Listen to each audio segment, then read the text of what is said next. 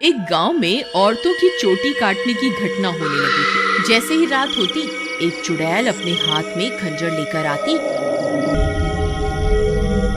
और जो भी औरत उसे सोती हुई मिलती, वह चुड़ैल उसकी चोटी काट कर वहां से चली जाती। किसी को ये समझ नहीं आ रहा था कि ऐसा क्यों हो रहा है। फिर एक दिन, अरे भगवान, अपने बालों को छुपा कर रखो। पूरे गांव में चोटी काटने की घटना बढ़ती ही जा रही है। कहीं उस चुड़ैल की नजर तुम्हारे लंबे बालों पे चली गई तो वो तुम्हारी चोटी काट कर ले जाएगी। अजी, आपको घबराने की कोई जरूरत नहीं है। किसी चुड़ैल की इतनी हिम्मत कहाँ कि वो मेरी चोटी को हाथ भी लगा सके। अच्छा, ये बात है। जैसी तुम्हारी मर्जी। मेरा काम था तुम्हें होशियार करना। अगर चोटी कट गई तो फिर मेरे पास रोते हुए मत आना। इतना बोलकर भीमा वहां से चला जाता है। फिर रात होने पर वह चोटी काटने वाली चुड़ैल फिर से गांव में आती है। वह अपने शिकार को इधर उधर ढूंढ रही होती है। तभी उसे एक घर की खिड़की से एक औरत सोती हुई दिखाई देती है। वह चुड़ैल उस घर में घुस जाती है और उस औरत की चोटी काट लेती है। जैसे ही औरत की चोटी कटती है, उसकी नींद खुल जाती है। हे भगवान, ये चुड़ैल अंदर कैसे आ गई? हाय, मेरी चोटी कहाँ गई? अरे मर गई रे, इसने तो मेरी चोटी काट ली। तभी वह चुड़ैल उसकी चोटी को लेकर वहां से उड़ जाती है। तभी वह औरत उसका पीछा करती है, लेकिन वह चुड़ैल अंधेरे में कहीं गायब हो जाती है। तभी उसका पति भी उसके पीछे पीछे वहां आ जाता है। क्या हुआ मीना, तुम अचानक इतनी रात को यहाँ क्यों भाग कर आ गई? देखिए ना, इस चुड़ैल ने मेरी चोटी ही काट दी और न जाने अंधेरे में कहाँ गायब हो गई है। हे भगवान, ये क्या हो गया? तुम तो ठीक हो ना? उसने तुम्हें तो कोई नुकसान नहीं पहुंचाया ना? फिर वे दोनों उदास मन से वापस अपने घर आ जाते हैं। अगले दिन सुबह होने पर मीना की चोटी कटने की बात पूरे गांव में फैल जाती है। सब लोग उस चुड़ैल के बारे में बातें कर रहे होते हैं। फिर भीमा को अपनी पत्नी की फिक्र होती है, तो वह अपने घर की ओर चल देता है। घर पहुंचकर वह अपनी पत्नी के कमरे में जाता है तो देखता है कि उसकी पत्नी अपने बालों को संवार रही होती है। अरे सुमन, तुम्हें पता चला? कल रात को मेरे दोस्त मोहन की पत्नी की चोटी उस चुड़ैल ने काट ली। मुझे तो तुम्हारे लिए बहुत डर लग रहा है। कहीं वो चुड़ैल यहाँ ना आ जाए। अजी, हमें घबराने की कोई जरूरत नहीं। आप डरिए मत, मुझे कुछ नहीं होगा। सुमन, तुम्हारे बाल तो दिन ब दिन लंबे ही होते जा रहे हैं। पहले तो ये इतनी तेजी से नहीं बढ़ रहे थे। ये अचानक से इन्हें क्या हो गया? अजी, मैं अब अपने बालों की कुछ ज्यादा ही देखभाल कर रही हूँ ना, इसलिए। ठीक है, ठीक है। तुम अपना ख्याल रखा करो। मैं अपने दोस्त मोहन से मिलकर आता हूँ।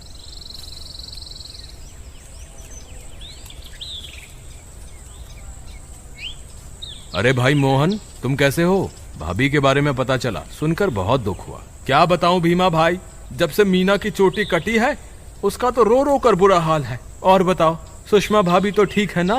अब तुम्हें भाभी का बहुत ज्यादा ख्याल रखना होगा, कहीं चुड़ैल उन्हें अपना अगला शिकार न बना ले। तुम सही कहते हो भाई, मुझे भी बहुत फिक्र हो रही है। ठीक है, अब मैं चलता हूँ। तुम अपना और मीना का ध्यान रखना। फिर इतना बोलकर भीमा वापस अपने घर आ जाता है।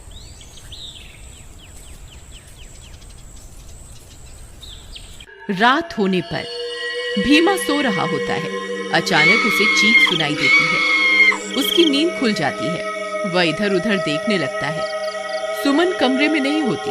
वह बहुत डर जाता है। सुमन, कहाँ हो तुम? सुमन, कहाँ हो तुम? अरे, मैं तो लुट गई, बर्बाद हो गई। ये चुड़ैल तो मेरी चोटी काट कर ले गई। हाय, मैं तो लुट गई। अरे, ये किसकी आवाज है? लगता है चुड़ैल ने फिर से किसी औरत पर हमला कर दिया है। मुझे बाहर जाकर देखना होगा। फिर वह भागकर बाहर जाता है और देखता है कि बाहर कुछ गांव वाले खड़े होते हैं। वह उनके पास जाता है। क्या हुआ भाई? ये चीख पुकार कैसी थी? क्या हुआ? सब ठीक तो है ना? नहीं भाई, अभी अभी चुड़ैल इस बेचारी की चोटी काटकर अंधेरे में गायब हो गई। हे भगवान, सुमन तुम कहाँ हो? मुझे वापस घर जाना चाहिए। फिर वह वापस अपने घर की ओर दौड़ पड़ता है। जब वो घर पहुंचता है तो देखता है कि सुमन अपने बालों को सहला रही होती है। वह उसे देखकर हैरान हो जाता है। सुमन, तुम कहाँ चली गई थी? तुम्हें पता है अभी चुड़ैल ने फिर से किसी की चोटी काटी। क्या तुम्हें बिल्कुल भी डर नहीं लग रहा? सुमन उसकी बातों को अनसुना कर देती है और खुशी खुशी अपने बालों को सहलाती रहती है। सुमन के बाल अब और भी लंबे हो चुके होते हैं।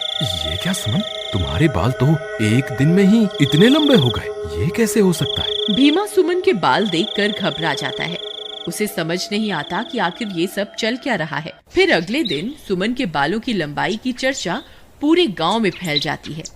सब लोग उसके बालों के बारे में बातें कर रहे होते हैं। अरे भाई, जब जब चुड़ैल किसी की चोटी काटती है तब तब भीमा की पत्नी के बालों की लंबाई बढ़ जाती है। मुझे तो लगता है भीमा की पत्नी ही चोटी काटने वाली चुड़ैल है। भीमा उन सारे गांव वालों की बातें सुन रहा होता है। उसे कुछ समझ नहीं आता कि वह अब क्या करे। फिर वह अपने दोस्त मोहन के पास मदद मांगने जाता है। मोहन भाई, मुझे लगता है सुमन ही चुड़ैल है जो गांव में सबकी चोटी काट रही है। तुम ऐसा क्यों कह रहे हो भाई? भाई, जब जब किसी की चोटी कटती है तब तब सुमन की बालों की लंबाई बढ़ जाती है। और कल जब चुड़ैल का हमला हुआ तब सुमन अपने बिस्तर पर भी नहीं थी, फिर अचानक पता नहीं कहां से आ गई। अगर ऐसा है तो हमें कुछ ना कुछ करना होगा। तुम आज रात को सोने का नाटक करना, फिर जैसे ही भाभी घर से निकले तुम उसका पीछा करना, तब दूध का दूध और पानी का पानी हो जाएगा। मोहन भाई, तुम भी मेरे साथ मेरे घर चलो, तुम वहीं छुप जाना, फिर हम इसे रंगे हाथों पकड़ेंगे। ठीक है, चलो फिर।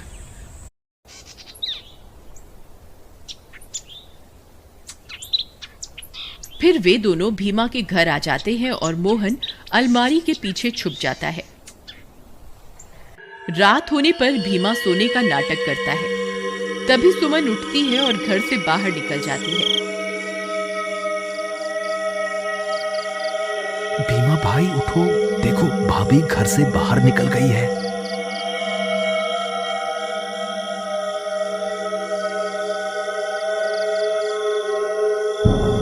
सुमन थोड़ी दूर जाते ही चुड़ैल में बदल जाती है और अपने शिकार की तलाश करने लगती है।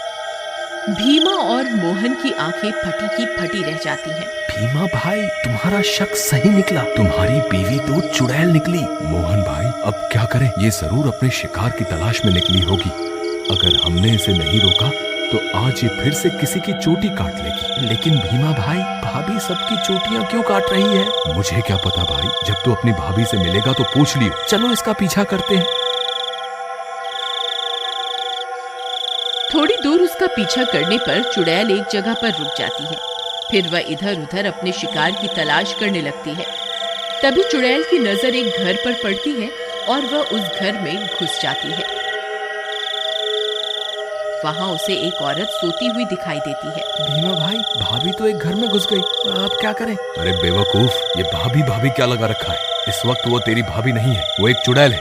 चलो हम भी इसके पीछे चलते हैं। अरे वाह, इसके बाल तो बहुत लंबे हैं, आज इसे ही अपना शिकार बनाऊंगी। तभी भीमा और मोहन वहां पहुंच जाते हैं। रुक जाओ भाभी, मैं आपको ऐसा नहीं करने दूंगा। ए चुड़ैल, वहीं के वहीं रुक जा, नहीं तो तुझे जान से मार देंगे। देखो सुमन, तुम ये ठीक नहीं कर रही हो, तुम्हें अभी के अभी ये सब रोकना होगा। ए मूर्ख इंसान, मैं कोई तेरी सुमन नहीं हूँ, मैं एक चुड़ैल हूँ। बस मुझे थोड़े और बालों की जरूरत है, फिर मैं महाशक्तिशाली बन जाऊंगी। फिर हर तरफ सिर्फ मेरा ही राज होगा। भीमा भाई, तुम इसे बातों में उलझाओ, मैं पीछे से जाकर इसकी चोटी काट दूंगा। फिर भीमा चुड़ैल को अपनी बातों में उलझाता है। तभी मोहन चुपके से चुड़ैल के पीछे पहुंच जाता है और उसकी चोटी काट देता है। अरे मर गई रे, ये तूने क्या कर दिया? मेरे सारे कराए पर पानी फेर दिया। चोटी कटते ही चुड़ैल की सारी शक्तियां खत्म हो जाती हैं और सुमन चुड़ैल के चंगुल से आजाद हो जाती है। अरे भाभी, आप वापस आ गई? मोहन भैया, आपका बहुत बहुत धन्यवाद। आपकी वजह से मुझे इस चुड़ैल से मुक्ति मिल गई। भीमा भी अपनी पत्नी को वापस पाकर खुश हो जाता है और वे दोनों फिर से एक साथ रहने लगते हैं। इस तरह गांव वालों को चोटी काटने वाली चुड़ैल से छुटकारा मिल जाता है और सब गांव वाले हंसी खुशी रहने लगते हैं।